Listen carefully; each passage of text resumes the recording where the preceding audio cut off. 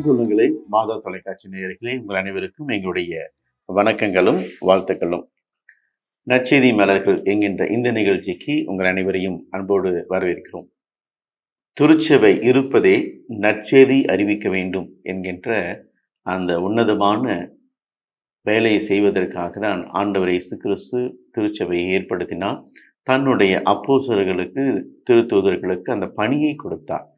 அதைத்தான் புனித சின்னப்பர் அழகாக சொல்லுவார், நற்செய்தி அறிவிக்காவிட்டால் ஐயோ எனக்கு கேடு என்று சொல்லி சொல்லுவார். அனைவருக்குமே ஞானஸ்நானம் பெற்ற, திருமுழுக்கு பெற்ற ஒவ்வொருவருக்குமே ஆண்டவர் இயேசு கிறிஸ்துவுடைய நற்செய்தி அறிவிக்க வேண்டிய கடமையும் கட்டாயமும் இருக்கிறது. அப்படி எத்தனையோ அருள் தந்தையர்கள், அருள் சகோதரர்கள், அருள் சகோதரிகள், இன்னும் பொதுநிலையினர் கூட தங்களுடைய வீடுகளை விட்டு, நாட்டை விட்டு, தன்னுடைய பெற்றோரை, உற்றார் உறவினர்கள் இவர்களெல்லாம் விட்டுட்டு ஆண்டவர் இயேசு கிறிஸ்துடைய நற்செய்தி அறிவிக்க வேண்டும் என்கின்ற வாஞ்சையோடு அவர்கள் இந்த பணிகளை செய்து கொண்டிருக்கிறார்கள். அப்படித்தான் இந்த நற்செய்தி மலர்கள் என்ற இந்த நிகழ்ச்சியை அவர்கள் எல்லாம் கண்டுபிடித்து அவர்களை கௌரவப்படுத்துவது, அவர்கள் இப்படியெல்லாம் பணிகளை செஞ்சாங்க அப்படின்னு சொல்லி கேட்டு தெரிந்து கொள்ளுகிற ஒரு அற்புதமான நிகழ்ச்சி தான் இந்த நற்செய்தி மலர்கள் என்கின்ற நிகழ்ச்சி. ஏற்கனவே நான் சொல்லியிருக்கிறேன், அஸ்ஸாம் மாநிலத்தில் நாங்கள் இருக்கிறோம். இந்த இடத்துல அருள் தந்தையர்கள், அருள் சகோதரிகள், அருள் சகோதரர்கள் எப்படியெல்லாம் பணி செய்து கொண்டிருக்கார்கள் என்று சொல்லி கேட்டு தெரிந்து கொண்டிருக்கிறோம். வாங்க, இன்னைக்கு ஒரு புதிய அருள் தந்தையை உங்களோடு இன்ட்ரடியூஸ் பண்ணுறேன். அவர் செய்த பணிகளை நாம் அனைவரும் கேட்டு தெரிஞ்சுக்கொள்வோம். ஃபாதரை பற்றி சொல்லணும்னா உண்மையாலுமே நான் சொல்கிறத விட பிரதர் சொல்லுவார் அழகாக. கண்டிப்பாக கேளுங்க எந்த அளவுக்கு அவரை பற்றி அப்படின்ட்டு. சொல்லுங்க பிரதர். ஃபாதர் சொன்ன மாதிரி ரொம்ப எக்ஸைட்டடாக நாங்கள் வந்திருக்கிறோம். ஏன்னா ஃபாதரை சந்திக்கிறதுக்கு முன்னாடி நம்ம கவுஹாத்திக்கு போனோம், சந்திரபூருக்கு போனோம். எல்லா இடத்திலும் ஃபாதரை பற்றி பேசினாங்க. ஃபாதரை பற்றி பேசாதவங்களே கிடையாது. அவரா பெரிய ஹீரோ. அவரு நிறைய விஷயங்களை செஞ்சிருக்கிறாரு. அதாவது குறிப்பா போரோ கல்ச்சர் மக்கள்கிட்ட இருந்தாலும் சரி, இன்னொரு பக்கம் வந்து அருணாச்சல் பிரதேசம் சரி, இந்த ரெண்டு இடத்துலயும் அவர் வந்து ஜீரோல இருந்து ஸ்டார்ட் பண்ணி ஒர்க் பண்ணியிருக்கிறாரு. புக் எழுதியிருக்கிறாரு, டிக்ஷனரி போட்டிருக்கிறாரு. அதாவது நிறைய விஷயங்களை சொல்லி எங்களுக்கு எல்லாம் ஒரு பெரிய எக்ஸைட்மெண்டோட இங்க வந்துருக்கோம். நீங்க எப்படி இவரை பத்தி, ஃபாதரை பத்தி தெரிஞ்சுக்க போறீங்களோ அதே மாதிரி நாங்களும் இன்னைக்கு தெரிஞ்சுக்க போறோம். அன்பு மக்களை இவரை கரெக்ட் கண்டிப்பா சொல்லி ஆகணும். ஃபாதர், உண்மையாலுமே ஃபாதர், நாங்க வந்து தமிழ்நாட்டுல இருந்து உங்களுக்கு ஃபோன் பண்ணோம். பிரதர் மூலமா தான் ஃபர்ஸ்ட் அறிமுகமானீங்க. அப்போ சொல்லும்போது நீங்க எங்களை ரொம்ப அன்பா வரவேற்று, கண்டிப்பா வாங்க, நான் உங்களை கூட்டிட்டு போறேன், உங்களுக்கு நிறைய காரியம் சொல்றோம் அப்படின்னு சொல்லிட்டு ரொம்ப வரவேற்றீங்க. அது உண்மையாவே எங்களுக்கு ஒரு நல்ல ஒரு காரியமா இருந்தது, ரொம்ப சந்தோஷமா இருந்தது. நாங்க வர்றதற்கு அந்த அவ்வளவு தூரம் வரோம், இங்க எப்படா இருக்கும் அப்படின்னு பயந்துட்டு தான் வரோம். ஆனா நிறைய அரேஞ்ச்மெண்ட்ஸ் நிறைய பார்த்துக்கிட்டீங்க. அதே மாதிரி நிறைய காரியங்கள் எங்களுக்கும் பயனுள்ளதாக இருந்துச்சு. ரொம்ப சந்தோஷமா இருந்துச்சு.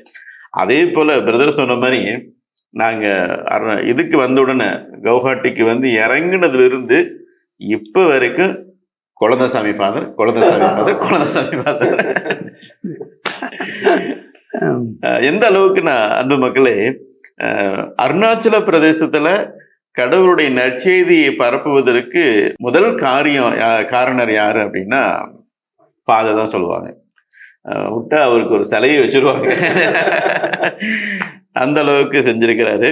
கண்டிப்பா ஒரு நாள் அருணாச்சல பிரதேசத்துக்கு போவோம், அங்கே அவருடைய பணிகள் எப்படிலாம் இருந்துச்சுன்னு சொல்லி கண்டிப்பாக பார்ப்போம். அதுக்கு முன்னாடி ஃபாதர் கவுஹாட்டி, அஸ்ஸாமில் கவுஹாட்டியில் எந்த அளவுக்கு பணி செஞ்சுருக்காரு, என்னென்ன காரியங்களை செஞ்சுருக்காரு, அந்த மக்களுடைய விசுவாசம்லாம் எப்படி இருந்துச்சு அப்படிங்கிற பற்றியெல்லாம் நம்மளோட பங்கிட போகிறாரு.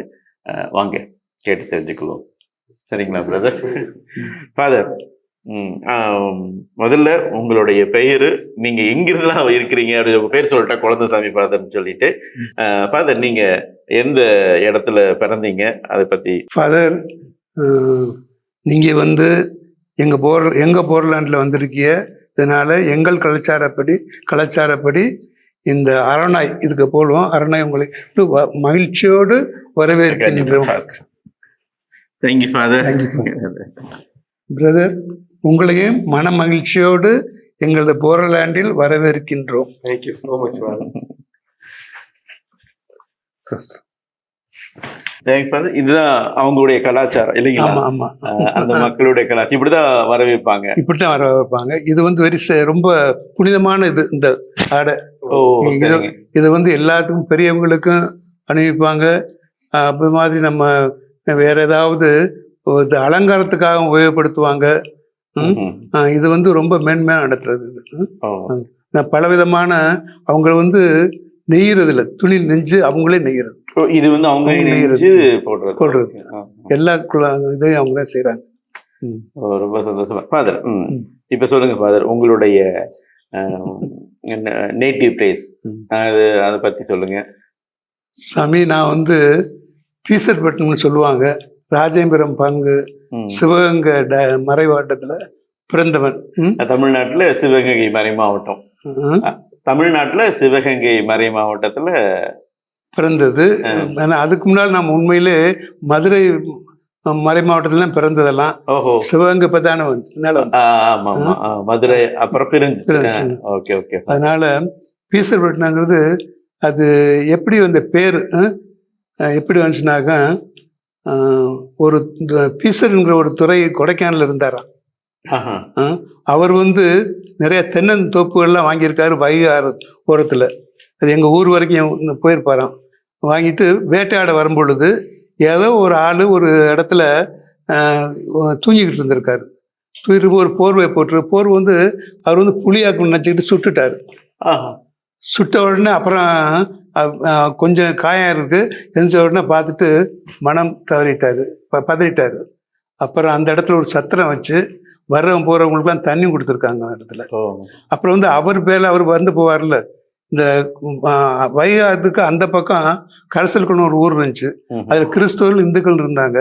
கிறிஸ்தவர்கள்லாம் 20 குடும்பத்தை கூப்பிட்டு வந்து வைகா இந்த பக்கத்துல வச்சு பீசர்பட்டினம் அவர் பேரை கொடுத்து வச்சிருக்காரு. இதைத்தான் நான் கேட்டது. அதோட வரலாறு வீட்டு கிராமத்துடைய வரலாறு. சின்ன கிராமம், 20 குடித்தல் தான் இருந்தது அந்த சமயத்துல. எல்லா ஜனங்களும் இருந்தாங்க, எல்லா ஜாதிகளும் இருந்தாங்க, அன்போடு இருந்தாங்க எல்லாரும். அப்புறம் வந்து எங்க அப்பா வந்து உபதேசியார் அந்த ஊருக்கு, கோவில் பிள்ளை. அதனால அவரு ஒவ்வொரு நாளும் காலையில ராஜேந்திரத்துக்கு பூசைக்கு காலை 4 மணிக்கு இருந்துச்சு போய் பூசைன்ட்டு வந்து உழுக போவாரு. 4 மணிக்கு 4 மணி 5 மணி 5:30 பூசை இருந்து போய் அங்க பூசை வந்து அப்புறம் உழுகிறதுக்கு மற்றதுக்கெல்லாம் போவாரு. பக்தி உள்ளவர். அப்புறம் கொஞ்சம் வயசு இது ஒரு அப்படி வேலை செஞ்சுட்டு இருக்கும் பொழுது நிமோனியா வந்து இருந்தாப்புல இறந்து போயிட்டாரு. அவர் இறக்குறதுக்கு முன்னாடி நாங்கள் வந்து 4 பேர் அண்ணன் தம்பிமாருங்க, 2 அக்காமார்கள் நான் பார்த்ததில்ல, இறந்து போயிட்டாங்களே சின்ன பிள்ளையில. நாங்கள் 4 அண்ணன் தம்பிமாருங்க. அண்ணன் தம்பிமார் 4 பேர்ல எனக்கு முன்னாள் 2 பேரும் போயிட்டாங்க, இறந்து போயிட்டாங்க. நான் இருக்கிறேன் 3வது. இன்னொரு தம்பி இருக்காப்புல எங்க வீட்டுல.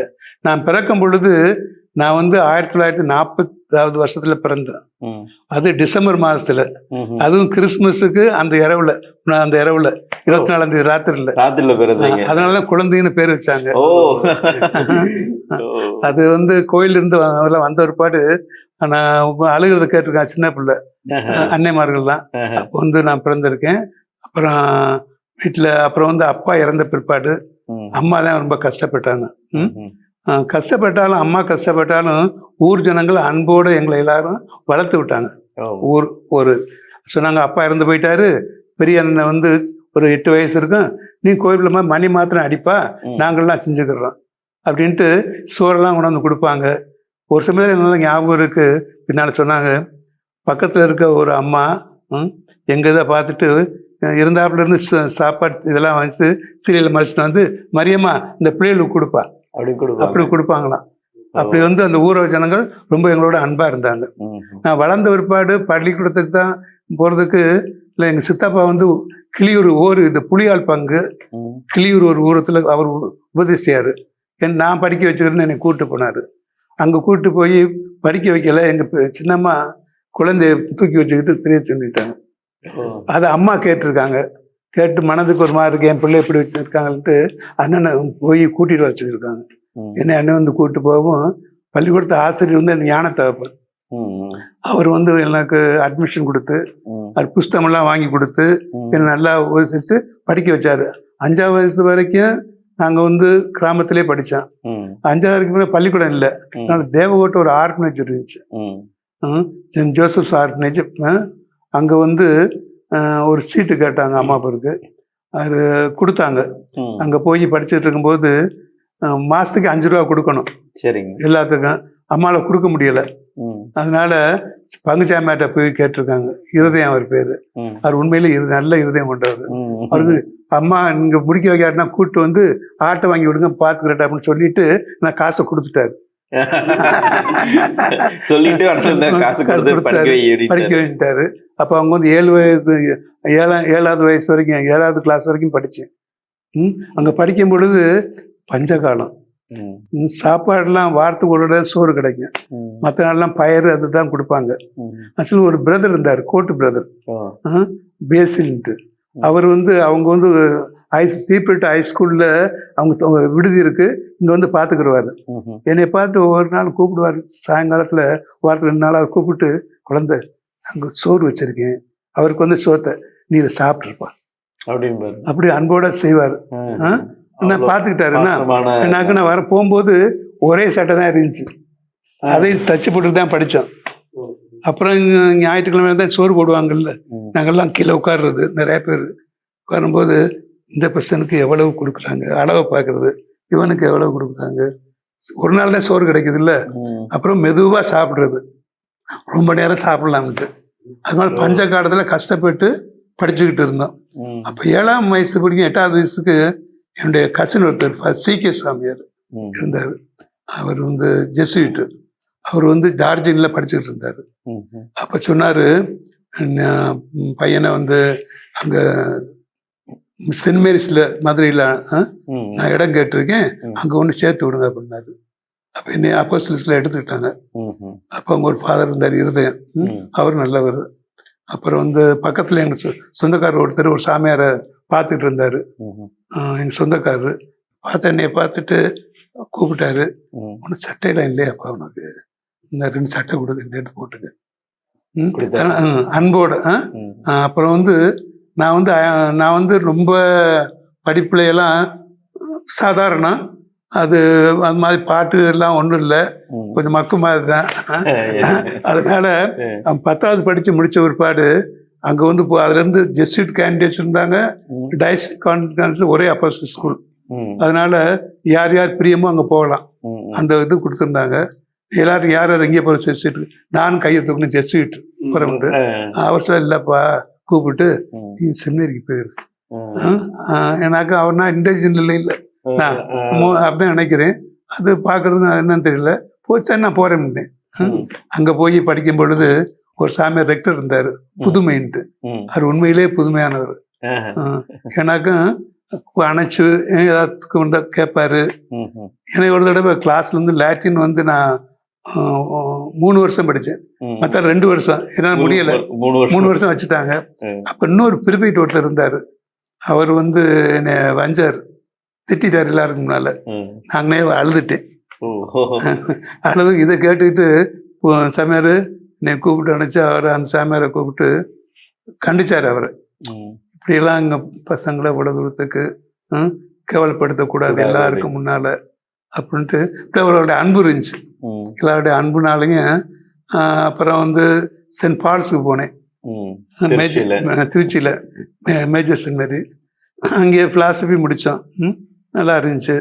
இருக்கும் பொழுது ஒரு ஃபாதர் இருந்தார், அவர் வந்து ஃப்ரெஞ்சு, நல்லவர், எங்கள் ஃபேமிலி ஃப்ரெண்டு. அவர் தான் ரெக்டாக போனார்.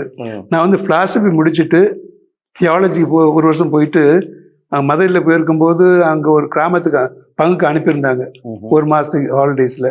நானும் இன்னொருத்தர் வந்திருந்தார், அவர் தென்காசிக்காரர், அவர் வாத்தியாராக இருந்துட்டு வேதியரும் கூட, வைத்தியம்லாம் பார்ப்பார் இருக்கு. அவரும் படித்தார் எங்களோட. அந்த பங்கில் இருக்கும் பொழுது எனக்கு நிறைய அந்த உஷ்ணத்தை நான் தாங்க முடியல, நிறைய கட்டி இங்கே எங்கே கட்டி வரவும் அவர் வைத்தியம் பண்ணார் எனக்கு. பண்ணும்போது சரியா வைத்தியம் பண்ணல அவரு மற்ற மாதிரி. அதனால எனக்கு ஒரு மாதிரி எப்படி வைத்தியம் பண்றாரு, ஏன்னா அவரு நம்ம சார் நான் ஒன்றும் தெரியல. செமினரிக்கு போயிருக்கும் போது நான் இதை சொல்லிட்டேன் திறந்து, இப்படி இருந்துச்சு மனதில் இருந்துச்சு, நல்லா செஞ்சோமோ என்ன செஞ்சாரோ அப்படின்ட்டு சொல்லவும் அவர் லெக்டரை கூப்பிட்டு ஒரு கடிதம் கொடுத்து ஆண்டவர் போய் பாரு அப்படின்னாரு. மெட்டானியார் நானும் போய் பார்த்தேன். பார்த்து நீ போயிருப்பா அப்படின்ட்டார் ஆண்டவர். எல்லாரும் வீட்ல எல்லாம் அழுதுட்டாங்க.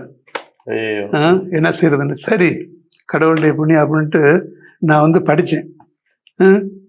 இது சர்வீஸ் கமிஷனுக்கு படித்து ஒரு இது ஜாப் கிடைச்சிச்சு, அக்ரிகல்ச்சர் கிடைச்சிச்சு. அதே சமயத்தில் சீக்கிய சாமியார் வீரமா முனிவர் கழகத்தை அப்போதான் ஆரம்பித்தார். அந்த புஸ்தகம் அந்த எடிஷனல் அதுக்கு என்னை கூப்பிட்டு 2 வருஷம் வச்சுருந்து இதெல்லாம் ப்ரூஃப்லாம் கரெக்ட் பண்ணிப்பா புஸ்தகத்துக்கு அப்படின்னு பார்த்தாரு. அப்புறம் பிற்பாடு நான் வேலை கிடைச்ச உடனே நான் போயிட்டேன். போலூரில் வெள்ளூர் பக்கத்தில் இருக்கும் பொழுது ஜாயின்ட் ஆகிட்டேன் அக்ரிகல்ச்சர் டிபார்ட்மெண்ட்டில் அசிஸ்டண்ட்டாக. அப்புறம் வந்து ஒவ்வொரு நாளும் கோயில் பக்கத்தில் இருந்துச்சு. நான் ஒரு நாள் பூசை கரெக்டாக போயிடுறது. அப்புறம் சாமியார் என்னை பார்த்துட்டு ஒவ்வொரு நாளும் போயிடுறேன் காலையில் பூசைக்கு. கூப்பிட்டாரு, என்னை கேட்டார் இப்படி இப்படின்னு. அப்புறம் ஒவ்வொரு நாளும் என்னை கூப்பிட்டு போவார் கிராமங்களுக்கு. அவர் மோட்டர் சைக்கிளில் கூப்பிட்டு அங்கே ஞானவசம்லாம் சொல்லிக் கொடுக்க சொல்லுவார். திரும்பி வருவேன் வந்துட்டு. அப்புறம் ஒரு நாள் கேட்டார், ஒரு 6 மாதம், நீ சாமியாரை போகணுமான்னு.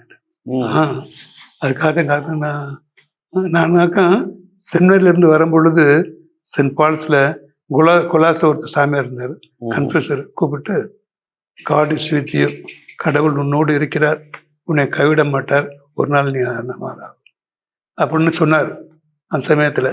அதெல்லாம் ஞாபகம் இருந்துச்சு. இருந்தாலும் அப்புறம் இவர் வந்து நீ சாமியாரை போனான்னு அப்புறம் வந்து எழுதினார். அவங்களுக்கு தெரிஞ்சது. அவர் வந்து இட்டாலியன், சலேஷியன். இங்கே நார்த் ஈஸ்ட்டுக்கு எழுதினார். ஒரு பிஷப் மரங்கோன்னு தெஸ்பூரில் ஒரு பிஷப் இருந்தார். அவருக்கு எழுதி இப்படி ஒருத்தர் இருக்காரு, உடனே வர சொல்லுங்க அப்படின்ட்டார். உடனே என்னை வந்து கடிதம் வந்தவொடனே சொன்னார். அடுத்த நாள் நான் போய் ரெசிக்னேஷன் மட்டும் போட்டேன். ஆச்சரியம், 2 மாதம் கூட ஆகலை, உடனே வேலையெல்லாம் விட்டு போகிறாரு. என்னத்துக்கு அப்படின்னு. நான் ஒன்றும் சொல்ல, நான் போயிடுறேன் அப்படின்ட்டு நான் கல்கத்தாவுக்கு வந்து அங்கே எனக்கு முதல் தடவையில் ஃப்ளைட்டில் வந்தேன். கல்கத்தாவிலேருந்து தெஸ்பூருக்கு வந்ததே இல்லை. அங்கே வந்தவுடனே மாலையெல்லாம் போட்டு என்னை வரவேற்றாங்க. எனக்கே ஒரு மாதிரி நம்ம. அப்புறம் வந்து அந்த அவர் பிஷப் ரொம்ப நல்ல ஒரு Italian, Marango. Is servant of God. இப்போ இவர் வந்து 54 மொழிகள் படிச்சிருக்காரு. இந்த 15 மொழிகள் படிச்சிருக்காரு. எல்லாத்துக்கும் போனது அவர் இங்கே வேலை செஞ்சு பிஷப் மரங்கோ, மரங்கோ. அப்புறம் அங்கேருந்து என்னைய 2 வருஷத்துக்கு ப்ராக்டிக்கல் ட்ரைனிங்காக அனுப்புனாங்க லக்கிமூர் இன்னொரு இடத்துல. அங்கே போய் 2 வருஷம் 1.5 வருஷம் இருந்தேன். எனக்கு ஹிந்தியெல்லாம் தெரியாது. முதல்ல மே மாதம் ஒவ்வொரு நாளும் மாதா பக்தி ரோசரிக்கு பிற்பாடு ஏதாவது ஒரு வார்த்தை சொல்லுவாங்க. அப்போ வந்து என்ன சொல்லி சொல்லுப்பா, என்ன ஹிந்தி தெரியாது எப்படி போனேன். பேசினேன், சொல்லிட்டேன். ஒரு 4-5 சின்ன சின்ன இன்சிடெண்ட்டாக சொல்லி எப்படியாவது மேனேஜ் பண்ணிட்டேன். இந்த மாதம் முழுதும் கொடுத்தேன் அவங்களுக்கு. அதனால் அந்த மொழியில் அந்த பசங்களுக்கு கொஞ்சம் நல்லா ரொம்ப ஸ்ட்ரிக்டாக இருப்பேன். நான் அவ்வளோச்சிட்டு இந்த பங்கு சாமியார் சொல்லுவார், நீ ஸ்ட்ரிக்டாக அப்படின்னு. அந்த பசங்க ஸ்ட்ரிக்ட் பண்ண பிடிக்காது. அதனால் லைனில் போகணும், ஸ்டடியில் எல்லாம் பேசக்கூடாது. அப்புறம் வந்து அப்படி ரொம்ப டிசிப்ளினாக என்னை பண்ண சொல்லலாம் செஞ்சுட்டேன் எல்லாத்தையும். அவங்க ஒரு மாதிரி பார்த்தாங்க என்னைய, ஏன்டா தென்னிந்தியாவிலேருந்து வந்து நமக்கு இவ்வளோ ஸ்ட்ரிக்டாக இருக்காங்க அப்படி இப்படின்னு ஒரு மாதிரி குலசை பண்ணாங்க. அப்புறம் ஒன்றும் இல்லை. அப்புறம் அங்கே இருக்கும் பொழுது சில சமயங்களில் டெல்லியிலேருந்து சில பேர் வருவாங்க, தமிழ்நாட்டுக்காரவங்க, கார்ட்டூனிஸ்ட். அவங்க வந்து நான் இருந்த ஃபாதர் ஒரு இட்டாலியன் ஃபாதர் செராத்தோ. அவர் வந்து அவர் ஃப்ரெண்டு, அவர் வீட்டுக்கு கூப்பிட்டு போவார். மலை அடிவாரத்தில் அருணாச்சலிஸ் இருந்தாங்க, ஆதி குரூப்பு. அவங்க கூப்பிட்டு போய் பார்த்தாட்டு என்னை இன்ட்ரடியூஸ் பண்ணார். இஸ் எ தமிழ் அப்படின்னு. அவர் சுப்பிரமணியம் அவர். நான் பேசிட்டு அப்போ அதான் அந்த சமயத்தில் கொஞ்சம் அருணாச்சல் யார் அப்படின்னு நான் அடிவாரத்தில் போய் பார்த்துட்டு வந்தேன். அந்த பசங்கள் இருந்தாங்க, அவங்கள்ட்ட வந்து ஒரு 2 வார்த்தை பேசினேன். அது இன்னொரு ஜாதி, அவங்க வந்து இன்னொரு ட்ரைப், ஸ்மால் ட்ரைப்பு. பேசிட்டு ஐ லைக் தம். அவங்களும் நம்மளை தச்சுனாங்க. ஒரு தடவை மரங்கோ ஆண்டவர் வந்திருக்காரு என்னை பார்க்குறதுக்கு. பார்க்க வரும்பொழுது பசங்களை பையங்களை கூப்பிட்டு சொன்னார், இந்த பிரதர் எப்படி இருக்காரு? ம். ரொம்ப நல்ல பிரதர். கோவம் வந்துச்சுனாக்கா அவர் அப்படின்னா என்ன, தனது மொழியிலேயே, தமிழ் மொழியிலேயே எங்களை திட்டுறாரு. அவர் புரிகிறது இல்லை, பிரச்சனை இல்லை. ரொம்ப நல்லவர், ஆனால் திட்டுறாருனாங்க அவர் மொழியில் திட்டுறாரு அப்படின்னு ரொம்ப நல்லா. அப்புறம் வந்து கடைசியில் வந்து அந்த பசங்கள்கிட்ட சொன்னேன், நான் போகிறப்ப இப்போ படிக்கிறது, தியாலஜி படிக்கிறது, திரும்பி வர்றேன், சிலது வராதீங்க அதனால ஸ்ட்ரிக்டாக இருக்கிறீங்க. ஸ்ட்ரிக்டாக இருந்துட்டு வந்தேன். நான் அப்புறம் வந்து தியாலஜி படித்தேன் அங்கே பூனமல்லியில். ஒரு ப்ராப்ளம் இல்லை, ஆர்டினேஷன் வாங்கினோம். அந்த சமயம் வந்து நாங்கள் வந்து ஆர்டினேஷன் அந்த எப்போ வாங்கினோம்னாக்கா, அப்போ வந்து சென்ட் தாமஸ் சென்டினரி நடக்க வேண்டியது இருந்தது. அதே சமயத்தில் பங்களாதேஷ் வார் வந்துருச்சு. அதனால போஸ்ட்போன் ஆன்டிசிபேட் பண்ணிட்டாங்க. முன்னால இந்த ஆர்டினேஷன் மாத்திரம் செலிப்ரேஷன் இல்லை. அதனால அருளப்பர் ஆண்டவர் மெட்ராஸ் மயிலாப்பூர் அவர் தான் எங்களுக்கு ஆர்டினேஷன் கொடுத்தாரு. டிசம்பர் 21 கொடுத்த ஒருபாடு அங்கேயே நாங்கள் டயக்னேட்லாம் அங்கே தான் பண்ணோம், சென்னையில் போய் பண்ணிவிட்டு அப்புறம் தடவை வீட்டுக்கு போனோம். சாமியார் ஆகி அங்கே வீட்டில் போய் அப்போ சொல்லி எல்லா மக்களும் ஒரே மனதோட ரொம்ப எங்களுக்கு, ஆனால் அந்த கிராமத்துக்கு முதல் குரு நான் தான். அதனால ரொம்ப எல்லாரும் சந்தோஷம். எல்லாரும் ஜாதி கீதியெல்லாம் எல்லாரும் வந்து எல்லாரும் நல்லா வரவேற்று புதுசுலான்ட்டு நான் அப்புறம் வந்து ஒவ்வொரு வீட்டுக்கும் போய் இது வந்து திருஹிருதய ஆண்டவர் படத்தை ஸ்தாபித்தேன். திருஹிருதய பக்தியை நான் வர்றதுக்குலாம் ஒரு படம் அடிச்சிருந்தேன். அதில் வந்து எழுதி அவங்க ஒவ்வொரு இடத்துல போய் ஜெபம் செஞ்சுட்டு ஒவ்வொரு வீட்லையும். அதனால் எனக்கு அந்த ஜனங்கள் மேலேயும் நம்ம ஊர் மேலேயும் ஆசை. அவங்களுக்கு நல்லது. எங்கள் ஊர் கோயில் பேர் அமலூர் மாதா. நான் இப்போ முதல்ல நான் சாமியாரை போகணும்னு நினச்சிக்கிட்டு அப்போஸ்தலர்ஸ்க்கு போகும்போது நான் அம்மா சொன்னாங்க, சாமியாரை போய் சாமியாரை பார்க்கும்போது அம்மா வந்து கோயிலில் வந்து முழுகிட்டு இருந்தாங்க. சாணி போட்டு கோயிலில் முழுகிட்டு இருக்கும்போது நான் நீ போய் பாரு, நான் போகிறதுக்கு முன்னால் அமலூர் மாதிரி முழங்கால இருந்து ஜெபம் செஞ்சுட்டு போ.